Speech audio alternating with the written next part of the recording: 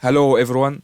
Acheron arrives in 4 days, and if you are like me, planning to summon for her and her Litecoin, plus you have free time, plus you have energy which like you don't know what to spend them on, then you will probably want to pre-farm for her and her Litecoin. And if we go into the leveling calculator, you can see how many materials you require to have in order to max her out. The same goes for a Litecoin. It tells you how many materials are required and what is the difference. Whether you have more mats than required or you have less. Also, something I like about the swaps are basically is you can choose characters which are yet to come, like Aventurine, Acheron, and I can't spell his name basically. And the same thing goes for the Litecoin. You can see how many materials and which materials are required to max these characters or Litecoins. Even materials which aren't yet in the game. And of course, I will leave a link to it in the description below. So basically, if you are going to summon for Acheron and her Litecoin, these are the total materials required to max them both. 154 of these, 81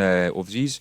22 of these, 12 of these, 91 of these, 78 of these, 76 of these, 5,800,000 character XP, which equals to 290 of this basically, 996,000 Litecoin XP, which equals 166 of this item, and finally 65 of this, which basically Ascension mats. And speaking of trace mats, personally, I was farming the Nihility trace mats during this event, so I was able to get a lot of them. Now about Acheron's Litecoin or Litecoins which might work on Acheron. Like the first Litecoin, of course, is her signature, but I have some alternatives in mind in case you don't get the Litecoin or you are not planning to summon for it. What's signature Litecoin? At least this one gives a damage bonus and attack. I don't think effect hit rate matters on Acheron. And the final one, which a lot of people already talked about, is good night and sleep well, which basically increases Acheron's damage depending on the teams you are using. Because let's say if the team you're using applies a lot of debuffs, then this Litecoin is great. If they don't apply debuffs at all or apply like very little, then this is not. It will not perform as good, but I feel like if you don't have Acheron's Litecoin, or sorry, if you don't have Acheron's signature Litecoin, then this one is best. And as for the relic set, I feel like this one is also depending on the team. Like if you are going to run either an additional healthy character with her or two additional healthy characters with her, then I feel like this one is not too bad because it gives her crit rate, damage bonus, and crit damage. But like I said, this relic set depends on the team you are using, and I guess this one can work on her since she is lightning. But I don't think like this relic set will perform good compared to this one. Of course, with certain teams. And about the relic set, I guess it can work on Acheron depending on the team. Let's say you have Silver Wolf, and like for enemies which don't have quantum weakness, you can apply quantum weakness on them so that when Acheron deals damage to them, she will ignore 20% defense. She will ignore 20% of their defense. So I guess this one kind of work, but like I said, it depends on the enemies you are facing and your team basically. As for the planner or ornaments, aka the sphere and rope, I feel like the new relic set which will come in the same batch as Acheron, it is the best on her, maybe, I don't know. Until you farm this new relic set basically, I guess this one is good on her because if you don't know, most of Acheron's damage is from her ultimate. So you want to increase her ultimate damage as much as possible. I guess this one can also work, but it depends on like your team and how you are going to build your Acheron. Will you focus on attack or speed? I feel like this one is not worth it. It's either this or this one until you farm enough relic sets of the new relic sets which will come with Acheron. Now about the Litecoins which you can use on Acheron's teammates, which are basically ones which gives enemies debuffs so that it allows Acheron to use her ultimate faster. Like Topaz Signature Light Cone. After the warrior uses a follow-up attack, applies the tame state to the target. I don't know if the tame state is considered a debuff or not, but if it is considered a debuff, then Acheron will gain a stat. Also, beware that this light cone is the hunt pass. It's not nihility, it's not harmony, it's not preservation. Just in case you are planning to use a hunt character with Acheron, and if you have this light cone, and that hunt character can do follow-up attacks, then this light cone will be useful to you.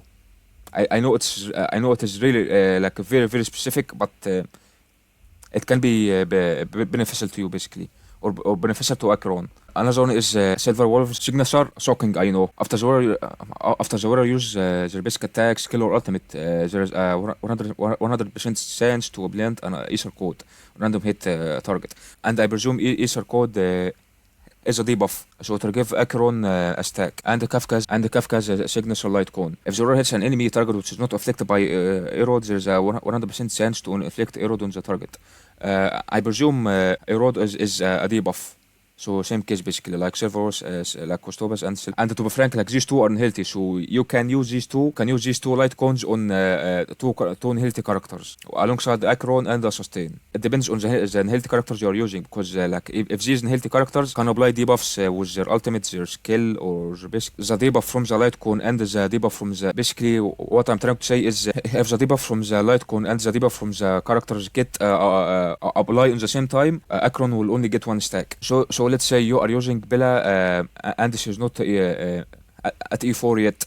The only way to apply a debuff with her is through her ultimate. So let's say you equip Bella, you equip Bella with either this light cone or this one.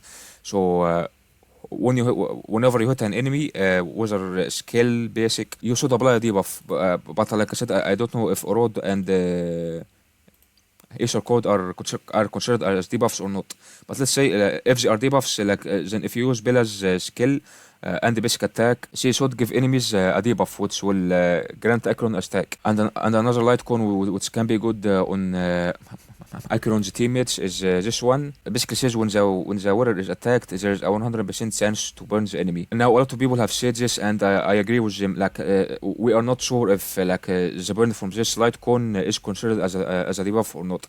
Because if it is considered as a debuff, then this would be huge, because you can run two nihilities and one sustain, and that sustain with this light cone will be able to apply debuffs on enemies. So this one can be huge. It can be huge, or it can be nothing at all. I guess all of us will have to wait and see until Acheron herself arrives, and we test that ourselves basically. And there is this one: when the warrior hits an enemy and the enemy hit is not already ensnared, then there's a 60% chance to ensnare the hit enemy. And I presume ensnared is a debuff. So this light cone is like Kafka's and Silver Wolf signatures. As for the relic sets of Acheron's teammates, basically, well, it depends. If you are using the healthy characters like Wilt or Bella or like Kafka, Black Swan, what are they on the team for? Like, why are you using them on the team? To deal damage or apply more debuffs that Acheron can get her stacks faster and can use her ultimate faster, or both. So if you want to deal damage with Acheron's teammates, use relic sets which increase damage, and if you are using the healthy characters to apply more debuffs faster, then use speed relics and effect hit rate relics. You don't want the enemies to resist debuffs basically.